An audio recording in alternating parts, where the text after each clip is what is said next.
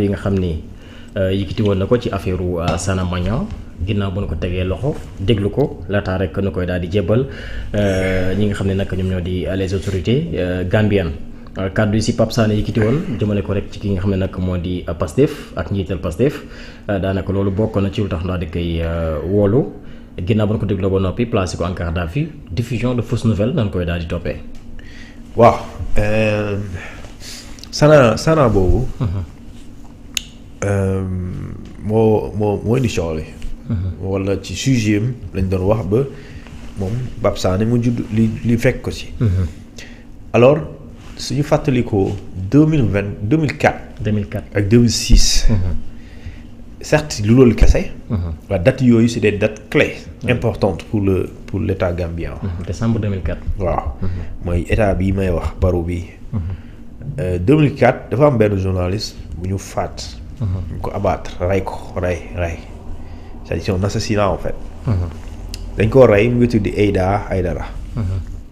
ñu rey ko ñi ko rey ñu joxte ne ci ay groupe paramilitaire ñoo xamante ni Yaya Jammeh moo leen fa teg.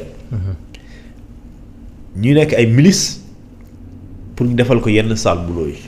ñu ne soxna soosu Aïdara di journaliste ñoo ko rey ñu wax loolu 2004. ñu teg ci yeneen 2 ans 2006 su ma juumulee. y a na menace de coup d'état Gambie. oui 2006 ou 2007 comme ça. alors kooku également di benn homme d'affaires gambien. ñu rey ko fa ñu assassiné ko. ñu joxtu ne aussi c'est le même groupe paramilitaire gambien bi nga xam ne moom la Yaya Jammeh defoon fii mettre en place. pour ñu def ay exécution pour ñu def ay lu ñu tuddee maltraitance. pour ñu def lu ñu tuddee traitement inhumain dégradant et cruel. maanaam def ay crimes yi fu mu gën a ñaawee rek ñu def ko. ñu jox ni jàpp ne waa ji ci la bokk. bu Yaya Jammeh perte nguur gi daa génn réew mi. génn réew mi bi autorité Gambie ñëwee Barrow dafa am lu mu def dafa def benn lu ñu tuddee commission de vérité de réconciliation. commission boobu weer yi di ñëw wala at yi di ñëw. Gambie état bi Gambie war na def lu ñu tuddee benn tribunal spécial. boo xamante ni dafay juger exclusivement li am. ci diggante bi Yaya Jammeh nekkee président. ak bi mu fi jógee. loolu boo koy misaal mën nga ko xoolee comme chambre africaine extraordinaire bi doon juger Habré. enquête yi xóot na pour ne pas dire pare na te loolu diñ ko dégg te du yàgg dara. donc kooku ñu jàpp ne ci la bokk. donc bu ñu nekkee di enquête ay mandat de recherche lañ nekk lañ def. pour bépp nit bu ñu jàpp ne moom ci loolu la bokk wala bokkoon na ci pour ñu jàpp ko. léegi nag à l'époque il n'était pas encore dans les dispositions de la justice. ñu jàpp ko fële ci Casamance li tax ñu jàpp ko mooy. dafa am force armée bu Sénégal ak force armée gambienne ñoo doon def benn opération conjointe. maanaam ñu déggoo defandoo benn opération pour ñu def ratissage mais aussi bu ñu gisee ay criminels ñu jàpp leen. wala bu ñu gisee ay menaces ñu écraser leen. bu ñu gisee ay égal def kati ñaawteef ñu jëlee leen fii. alors bi loolu amee ñu jàpp Sana. bu ñu ko jàppee puisque territoire sénégalais la. donc autorité sénégalaise yi ñoo koy jébbal autorité gambienne yi. mais loolu dafa am cëslaay parce que Sénégal ak Gambie dafa am lu ñu tuddee une coopération judiciaire. ak benn coopération bilatérale ci point de vue diplomatique politique. ça va quoi nous avons de très bonnes relations moo tax le transfert de Sana n'a pas tardé. et loolu su ma juum léegi nag ci loolu kii di Pape Sané. lu mu wax bon man awma ci lenn lu ma leer. parce que moom bu dee ci télé boobu mu wax fële Walfadjri bu dee loolu la wax. mooy daf ne bi ñu ko dégloo Sénégal. Sana boobu balaa ñu koy yóbbu Gambie. dañ ko doon laaj lien bu mu am. ak Ousmane Sonko ak Pastef. léegi nag question boobu loolu ndax dëgg la man xaw ma. bu dee dëgg la. lan lañ ci jublu. pourquoi laaju pourquoi par exemple pourquoi laaju waruñ ko laaj. lan mooy sa lien ak par exemple Macky Sall. Oui. wala lan mooy sa lien ak Idrissa Seck. je donne juste des exemples. wala lan mooy sa lien ak Pape Djibril Fall ak wala ak léegi nag bon Pape Sané c'est un journaliste. Qui a donné des informations fan la ko jëlee bon je sais pas. léegi justice jàpp na ne du dëgg. oui parce que si jàpp na su doon jàpp na ne dëgg la justice façon. kon du ko tuddee diffusion de fausses nouvelles. parce que donc justice considère maintenant que Pape Sané li nga wax loolu du dëgg. léegi à toi de prouver que ñun. nee nañ di nga wax du dëgg waaye de prouver le dëgg la.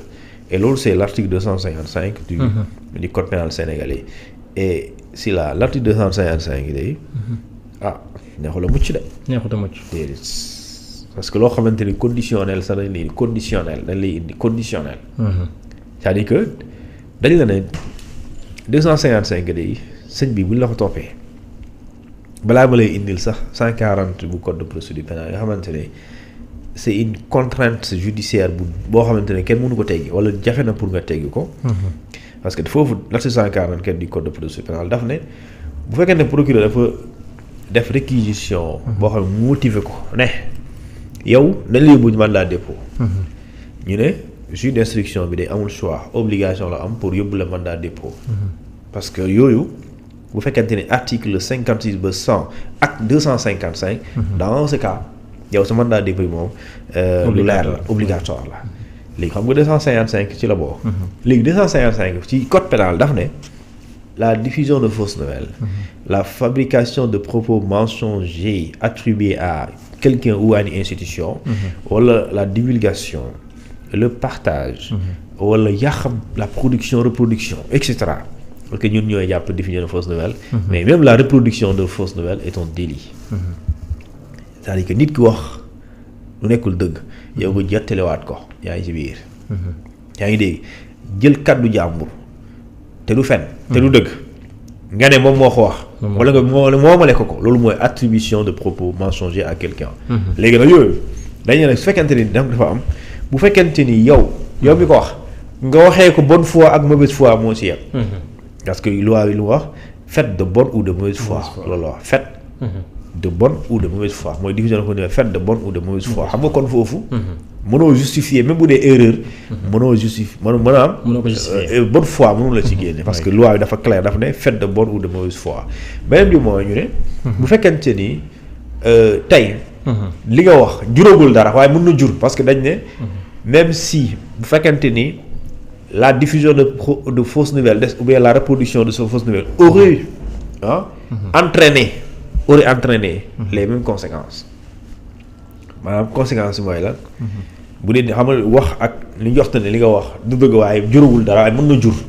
léegi ñu ne bu dee diffusion de fausses nouvelles dafa mën na jur li ñu tuddee jeter le discrédit sur les institutions ou bien sur le fonctionnement régulier des institutions wala ñu ne saper le moral des populations mais aussi inciter les populations à désobéir les lois de la République ñett yi ñu ne.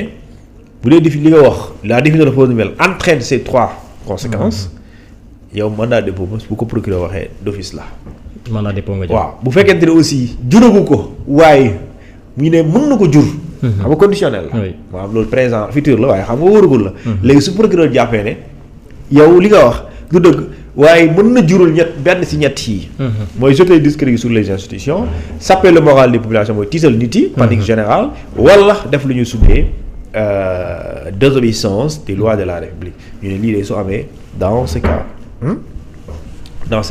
mën nga def lu ñu tuddee mandat dépôt bi dafay obligatoire léegi nag li am solo mooy Pape Sané c'est un journaliste et on sait que les journalistes lu mu am te mu dëgër mooy les sources et les sources en journalisme mooy lu gën a précieux parce que balaa yow nga toog fi di wax li ngay wax ba ma koy laaj dafa war a nekk loo xamante ni fi nga ko jëlee fu leer la mooy la source doit être crédible la source doit être fiable la source doit être même d'accord vérifiable c'est-à-dire que quand moi tu me donnes une info man war naa mën a dem lijjanti xam info fu mu jógee d'accord léegi nag su ma xamee fu muy jógee kooku yore ko wala institution wala muy nit man dama war a xam dama war a am yaxin ne dafa nekk ku crédible pour mu bañ ma yóbbaale ci benn erreur. léegi loxo mu ngi ci loxo yoon. alors en tant que Sénégalais je lui souhaite dès lundi. une fois face au procureur que le procureur ait une indulgence pour mu am compréhension. mu libéré ko. sinon mais tamit presse bi danoo woote benn pataaral ci mbir mi parce que gis nañu fan yii amoon ay journalistes yu ñu arrêté woon ñoom it ñëpp bind seen communiqué amoon ay sitting ñaawlu bu baax seen arrestation. waaw parce que en principe la presse ne doit pas choisir qui elle défend. La presse par principe doit défendre tous les journalistes. Tous les techniciens des médias. Surtout que Pape Sané par exemple. Pape Sané a fait ce qu'on appelle a tenu des propos ci benn plateau de télé. Donc il était dans l'exercice de ses fonctions. Alors juum na wala juum loolu beneen débat la. Par principe le combat doit être un combat boo xamante ni un combat de principe. Et lorsqu'on est dans un combat de principe les couleurs n'importent pas. Parce que nous sommes dans une profession, dans une corporation. Donc toute personne qui se trouve être journaliste wala technicien. bu nekkee problème ak justice dañ ko war a défendre. léegi nag peut-être je sais pas ndax ñun ñoo teel a def conclusion. wala ñoom ñoo yéex a réagir. mais gëm naa ne la réaction elle devrait pas tarder. Parce que je considère que tous les confrères et les consoeurs nous devons ensemble les supporter. Par exemple Pape Alé Niang quand il a été arrêté moi j'étais à la maison de la presse. Babacar Touré quand il a été ñu jàpp ko j'étais à la maison de la presse. Thioro j'étais là-bas. Donc pour beaucoup de combats j'ai été toujours présent et j'ai soutenu ces journalistes-là. Exactement.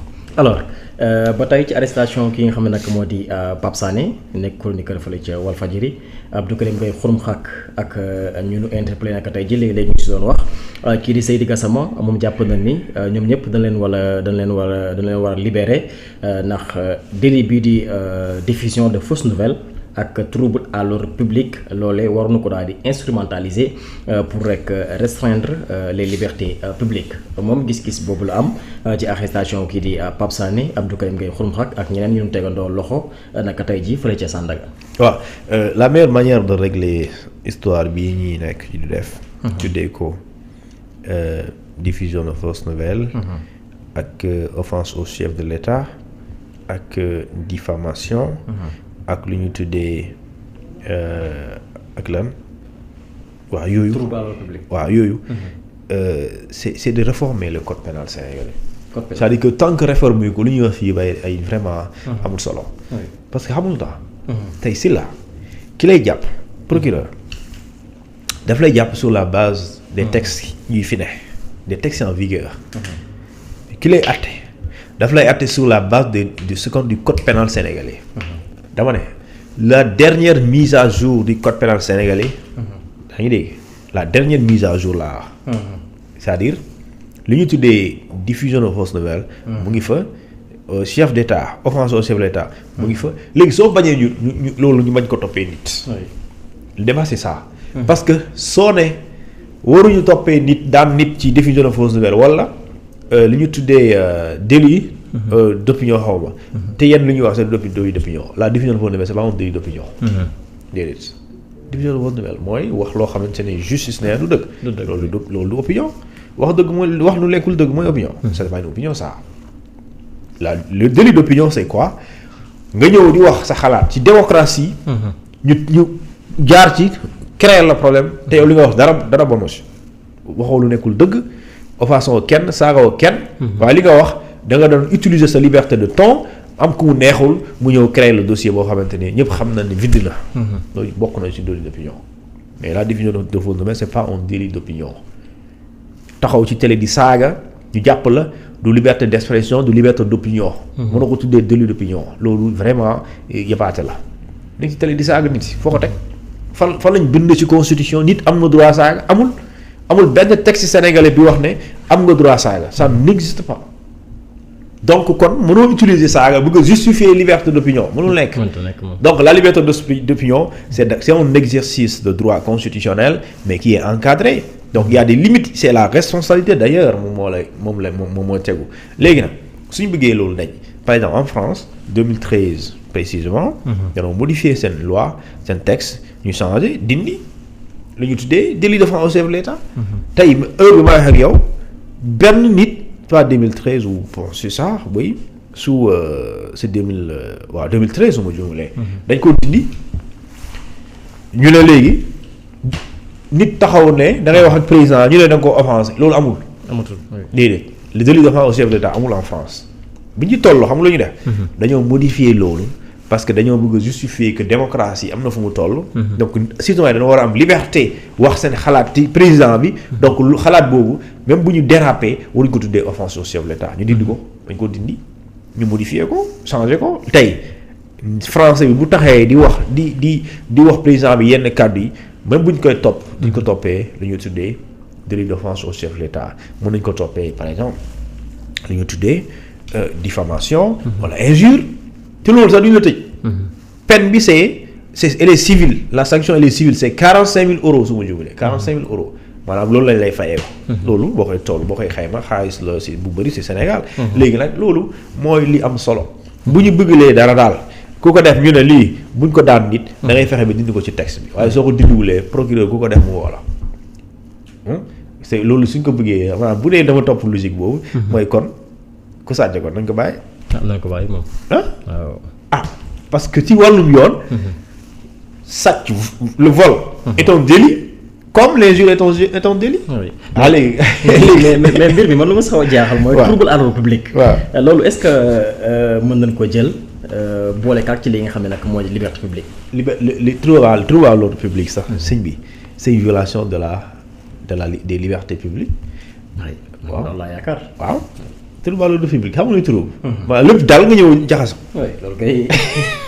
loolu kay mooy yow léegi pendant que yaa ngi dem loolu parce que il faut ñu xam la liberté d'un groupe de personnes commence et s'arrête là où commence celle des autres yaa ngi dégg kon yow ni nga amee sañ-sañ dajaloo woowe ne damay dem fii noonu la ñeneen Sénégalais amee sañ-sañ yoon bi nga bëgg a jaar ñu jaar fa léegi kay procureur maanaam tey préfet heure bu la mayee ngay dox ñaxtu dafa sacrifier droit wu jàmbur yi mais waa léegi ñii naa leen muñ loo rek après yow nga jël parce que yow mën nga fexe ba jet d'eau bii soo ko doon topp yow amul oto yu war a jaar fi léegi lu tax préfet léegi pour yow nga bëgg a marché pour yow nga doxal pour yow nga exercer sa droit constitutionnel léegi mu préférer hypothéquer ay droit wu jàmbur pour yow nga def ko waaw pourtant loolu rek doy na sëkk pour préfet bi ne du am parce que xam nga ne bii yoon bii muy samedi muy dimanche wala jour bu mën a doon day fees dell oto yi nit ñi dañuy def seen soxla mais bu marche amee dañuy teggi boobu noonu du créer ay embouteillage voilà loolu bu yàggee looy créer waaw mais quand même trouble à l'ordre public dafa sew de waaw léegi sew na de trouble à l'ordre public sax tey Sadio Mané mën na ko def te du ko tey am na ñoo xam ne dañoo siiw seen siiwaange moo leen nattu la si ñoom tey bu ñu demoon fenn rond-point Sandaga xala ñëpp koy fekk foofu moo dàq def trouble léegi trouble à l'ordre public la xam nga amul yéen def ko mais nga baal ñu waaye trouble à l'ordre public sa jëmm sa daraja moo fa toll léegi nag su boobaa trouble à l'ordre public la loolu loolu moo daloon Sonko moo dàq def trouble à l'ordre public léegi moom par exemple da daan génn bu génnee la ñëpp topp ko léegi bu ñu ko toppee mbedd mi day maanaam circulation du dox mais da ngay ñëw jàpp ko mais boo ko jàppee yaa koy toj parce que moom nattoom mooy nit ñi fu mu jaar ñu topp ko te léegi topp boobu noonu yëpp taxaw loolu trouble à l'ordre public la mais est-ce que amoon dafa am yéene def loolu maa ngi koy seetaan benn vidéo mu ne man woowu ma kenn jur boobu daa meroon man j'ai appelé personne mais su ma génnee nit ñi topp moom lu ma ci mën et loolu mënoo si dara mais trouble à l'ordre public la léegi nag su boobaa natt bi mooy yow da nga am popularité da nga am aura boo xamante ne foo romb gars yi topp la léegi nag moo tax soo génnee aussi moo tax des fois da ngay dem ba boo toll ci niveau boobu da ngay am problème pour génn maanaam tey di nga diis wax da nga bëgg a dem foo xam ne buggoo kenn ràññee la waaye par force dañ lay ràññee moo tax imaginer boo demee ci dëj sax nit ñi war a am ci naqar boo demee ci dëj gars yi dañ lay topp wala nga ñëw voler la bu dee mariage la nga voler la vedette au marié ñu war a jox nuyu marié bi ñoom ñëw ci yow. ah bu amul sécurité bu doy day yàq carte yi day jaxase carte. yàq xewu jàmm. da nga yàq xewu jàmm. ah oui. alors Waly Diouf Bodian dafa def vidéo pour tontu ki nga xam ne nag moo di Pape Ndiaye d'après déclaration yi nga xam ni def na ko que ni dafa am benn directeur général boo xam ni.